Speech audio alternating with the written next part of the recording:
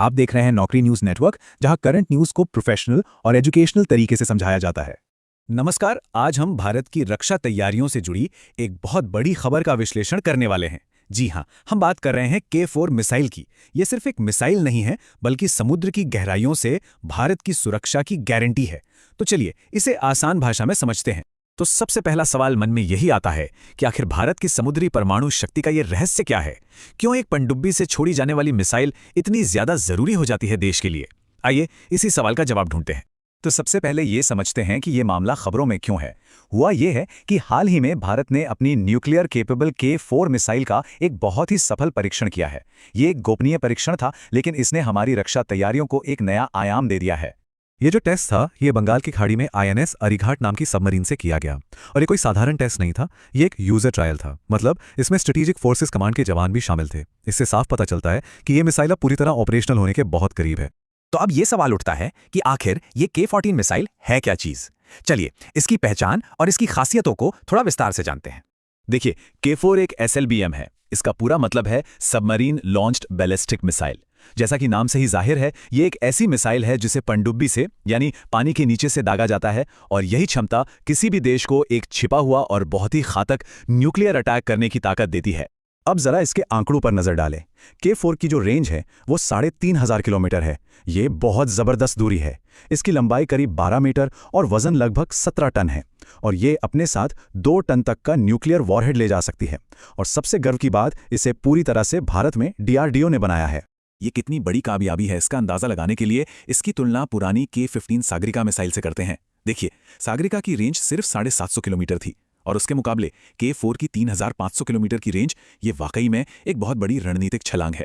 ठीक है, ये तो हो गई इसकी टेक्निकल बातें, पर असली सवाल तो ये है कि भारत के लिए ये मिसाइल इतनी जरूरी क्यों है। चलिए अब इसके स्ट्रेटेजिक इंपॉर्टेंस को समझते हैं। K4 का सीधा कनेक्शन भारत की न्यूक्लियर पॉलिसी से है। भारत की पॉलिसी है नो फर्स्ट यूज, मतलब हम कभी भी पहले परमाणु हमला नहीं करेंगे। तो ऐसे में K4 कोई हमलावर हथियार नहीं, बल्कि एक डिफेंसिव गारंटी है।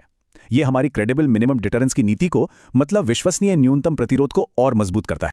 और यहीं से पूरा होता है भारत का न्यूक्लियर ट्रायड। अब ये क्या है? इसका मतलब है कि भारत के पास जमीन, हवा और पानी, तीनों जगहों से परमाणु हमला करने की क्षमता है। K4 के आने से पानी से हमला करने वाली ये कड़ी अब पूरी तरह से मजबूत हो गई है। और इससे हमें मिलती है सेकेंड स्ट्राइक कैपेबिलिटी, यानी दूसरे हमले की क्षमता। इसका सीधा सा मतलब यह है कि अगर भगवान ना करे किसी दुश्मन ने भारत पर पहला न्यूक्लियर हमला कर भी दिया, तो भी हमारी पनडुब्बियां जो समुद्र में छिपी हैं, वो पलटकर ऐसा जबरदस्त जवाबी हमला करेंगी कि दुश्मन पूरी तरह तबाह हो जाएगा। और यही डर सबसे बड़ा बचाव है। जाहिर है, इतनी कमाल की मिसाइल रातों रात तो बनी नहीं होगी। तो चलिए एक नज़र इसके डेवलपमेंट के सफ़र और इसकी एडवांस टेक्नोलॉजी पे भी डालते हैं। K4 का सफ़र काफ़ी लंबा और चुनौतियों से भरा रहा है। साल 2010 में पानी के नीचे एक प्लेटफॉर्म से इसके पहले टेस्ट से शुरुआत हुई, और फिर 2025 में INS अरिघाट से इसके सफल ऑपरेशनल टेस्ट तक DRDO के वैज्ञानिकों ने वाकई एक लंबा सफ़र तय किया है। टेक्नोलॉजी के लिहाज से भी ये मिसाइल बहुत एडवांस्ड है।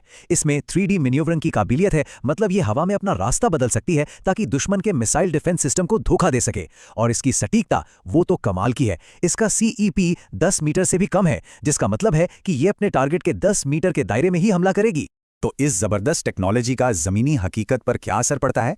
आइए अब इसके रणनीतिक प्रभाव और भविष्य की बात करते हैं, और देखते हैं कि ये दुनिया के नक्शे पर भारत की हैसियत को कैसे बदलती है।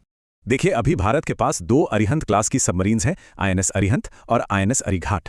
ये दोनों मिलकर एक बार में 8 K4 मिसाइलें तैनात कर सकती हैं। अब जरा सोचिए, समुद्र की गहराइयों में छिपी ये ताकत किसी भी विरोधी को कोई भी कदम उठाने से पहले 1000 बार सोचने पर मजबूर कर देगी।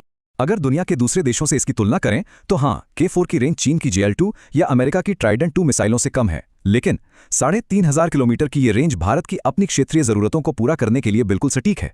ये ना सिर्फ पूरे पाकिस्तान को, बल्कि चीन के भी कई बड़े हिस्सों को अपनी जद में लेती है। और कहानी यहीं खत्म नहीं होती। भारत भविष्य की तैयारी भी कर रहा है। 5,000 किलोमीटर से भी ज्यादा रेंज वाली K5 मिसाइल और उससे भी एडवांस K6 पर काम पहले से ही शुरू हो चुका है। ये दिखाता है कि भारत की तैयारी लंबी और दूर की है। चलिए अब इस पूरी चर्चा को जल्दी से समराइज कर लेते हैं, खासतौर पर उन लोगों के लिए जो किसी भी तरह की परीक्षा की तैयारी कर रहे हैं। एग्जाम पॉइंट ऑफ व्यू से ये 5 बातें याद रखना बहुत जरूरी है। पहला, K4 एक स्वदेशी न्यूक्लियर केपेबल SLBM है। दूसरा, इसकी रेंज 3,500 किलोमीटर है। तीसरा, ये भारत की सेकेंड स्ट्राइक कैपेबिलिटी और न्यूक्लियर ट्रायड को पूरा करती है। चौथा, इसे डीआरडीओ ने बनाया है और इसे अरिहंत क्लास सबमरीन पर तैनात किया गया है। और पांचवा, ये भारत की नो फर्स्ट यूज पॉलिसी का एक बहुत ही मजबूत स्तंभ है। और जाते जाते एक सवाल आप सबके लिए छोड़ जाते हैं जिस पर जरूर सोचेगा। K4 जैसी क्षमता का विकास दक्षिण एशिया में शक्ति के संतुलन को यानी बैलेंस ऑफ पावर को कैसे प्रभावित करेगा? ये एक ऐसा सवाल है जिसका जवाब आने वाला वक्त देगा। अगर आपको ये प्रोफेशनल और एजुकेशनल विश्लेषण पसंद आया हो तो इसे लाइक और शेयर जरूर करें। नौकरी न्यूज नेटवर्क चैनल को सब्सक्राइब करें और इस विषय पर अपनी राय हमें कमेंट्स में बताना ना भूलें।